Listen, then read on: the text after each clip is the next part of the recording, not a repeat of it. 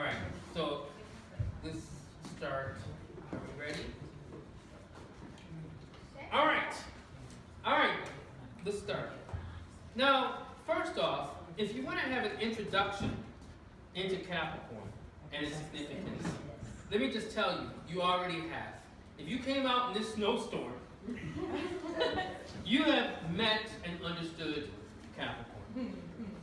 And Capricorn, you have to remember, when we're talking about it in the northern hemisphere, deals with the idea of the sun having now longer nights and shorter days. So we feel the effect, the power of winter.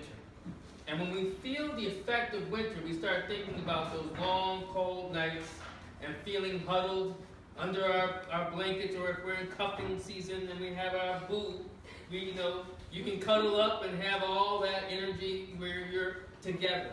All those different ways in which you feel the nuances of the heat of the season, or bringing the heat of the season. But it gives you some clue when you start thinking about what's out there. Now, right now, you see some of you, if you're in New York or the Northeast, you're experiencing the snow and cold. And we have snow, a blanket of snow right out there. But that blanket of snow covers the earth working. The earth never stops working, but the earth is doing something utterly profound that we don't think about. It's during the height, the movement of Capricorn and going into winter, where the earth is receiving its chill, and underneath the earth it's stirring and creating, and life is germinating and getting ready to come back toward the spring. That's an important essence of Capricorn, because I want you to know something. What is on the surface of Capricorn is not to be confused with what's happening beneath it. And so many people, and I gotta tell you, there's a couple of signs when I read them in books, I hate their descriptions of certain signs. And Capricorn is one of them. Capricorn, they will make out to be the frostiest motherfuckers on the planet. They'll be like, well, you're just ambitious and you're driven, make you sound as dry as sandpaper. You work, you're very diligent and dutiful, you can hold it down, you use. Sometimes you even use people. You might be bastards, but you'll hold in for the long haul. And they miss so many different nuances about Capricorn because, like the earth, there's a lot of things happening. People forget that Capricorn is not a goat. Right? It's not a goat. It's a sea goat. Now, what does a sea goat say? I mean, what do you mean by sea goat? So, sea goat taps into something that is both beneath the surface, the water, the primal source, right? Because we come from the water, ultimately. That's the story of our evolution. And then the goat is a creature that actually can go to the top of the mountain. So what does that tell you about Capricorn? Capricorn deals with the idea of going into the actual depths of the sea, to the height of whatever we can experience on Earth. So the mystery of Capricorn, on some level, is the idea of evolution, but it's also dealing with the inner world and the mystery of it, going toward the apex. Another way you might think of that, that's a little more woo, is that it deals with magic.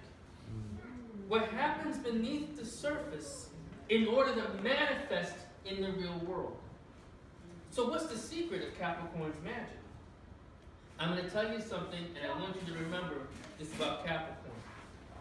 It is raw energy that we could describe even as Freud might put it, libidinal, sexual, primal. Capricorns, the source of their energy and their ability to change and go through all the different metamorphoses that they go through, rests in their ability to deal with their sexuality and their raw power. People go with Capricorn and be like, well, you're just kind of plodding along. If you're with a Capricorn, you have to be prepared for the libido. Because they can have it. There's a strong primal power to it. Now, as much as we love I'm just going to be truthful. You know how I am, right? As much as we love Reverend Martin Luther King Jr., right? We love him, right? Yes. We do love him. We do. But we also know the good doctor got his share of good stuff. And it wasn't all from Coretta. Let's keep it real. Elvis Presley, people like to talk about Elvis, he's the king, blah, blah, blah, but seem to forget the man was a Capricorn. So when people go on about Capricorn being like, well, you know, they're straight-laced and kind of like, what about Elvis? How about that David Bowie character? Oh, yeah. How about LL Cool J? And these are people who stayed in the game a long time, and they didn't stay in the game a long time by just being nice and like straight-laced. There's something primal, that seed component, that frothiness, that juiciness that produces the magic that you see within the world. So what's the lesson for all of us? Because do you have Capricorn in your chart? Right? Right, because you have all 12 signs within you. So the lesson for Capricorn is get in touch with your frothiness. Get in touch with that sexiness. What compels you? What is primal energy? Now let me help you with that because that seems a little abstract to me. I'm going to give you a concrete example. And I'm going to give it to you in a different way. I'm going to come on another side angle. It's a history quiz of sorts. So, anybody can tell me what happened December 25th, 1066? Anybody? Might be vaguely familiar. Just think the year, 1066. Anybody? William the Conqueror? Does that sound familiar? What did William the Conqueror do? I'm like, damn, this is not school shit. It's like almost 9:30 on a Saturday after a blizzard. Okay. The formation of England. Okay. Now, many astrologers talk about England as an Aries country, right? And that can be plausible. But the formation of the country was December 25th, 1066, when he was coronated. Now, like, why? Who cares? When we talk about great avenues of following power, you know, we talk about some things that are stereotypical, like, well, we should look at the Jews, you know, in terms of how they do things, blah, blah, blah. We should look at these group of people, the Chinese, because of this, this, and this. I'm going to tell you, fuck that shit. All of that. Observe Capricorn, England. England set themselves up from nothing. They were at the base of most countries. They were conquered. 1066 is the confirmation of their conquering. Until the point, using Capricorn, they started ruling the seas. And have set themselves up, English, the language that we're all speaking, and I'm speaking right now for all the various reasons, right? They have set themselves up. Latin may have been the lingua franca for the last 2,000 years, but they've set themselves up for the next 3.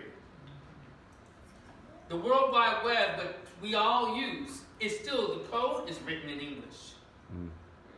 That's profound. Think about that for a second. As much as we say, like, well, this ethnic group, blah, blah, the Anglo-Saxons are the ones to watch. Now, why am I using that example? Because they tapped into a primal power.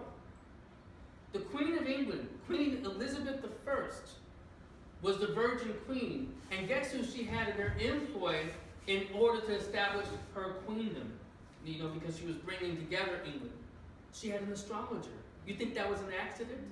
And the first thing that England did in terms of asserting their power was claim the seas. Okay? They got to the essence, what was most necessary in order to establish their power. What is most necessary to consolidate, to structure in your life in order to arrive in your power? What's most necessary? What's the structure you need to put in place?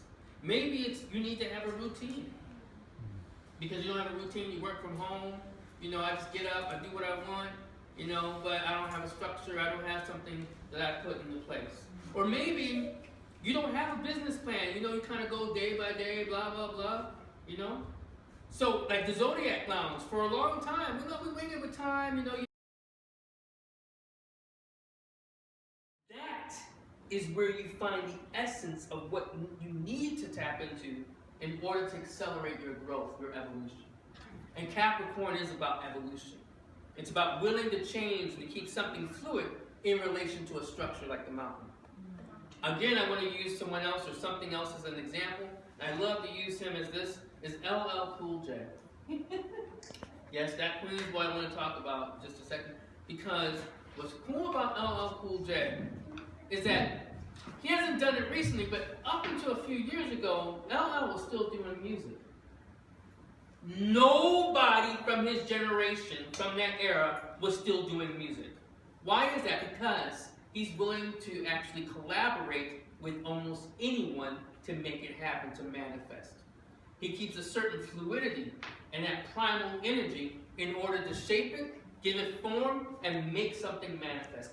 Capricorn deals with how we keep things fluid, evolve, in order to manifest. That's why it's starting now. We go from having the baby in order to have like this old man at the end of the year, this change, this fluidity. January 1st is the time where we're thinking about this changing. The days are already starting to get longer. But you have to be willing to go with the flow. And if you're not willing to go with the flow, to create a flow, and then a structure with it, then you stagnate. And then you kind of ossify and harden. And that becomes something else that can happen to Capricorn. But the true nature of Capricorn is fluidity. So find the structure you need now. What do you need to consolidate so that you begin to rule the seas of your life and not just find yourself in choppy water? Thank you. So,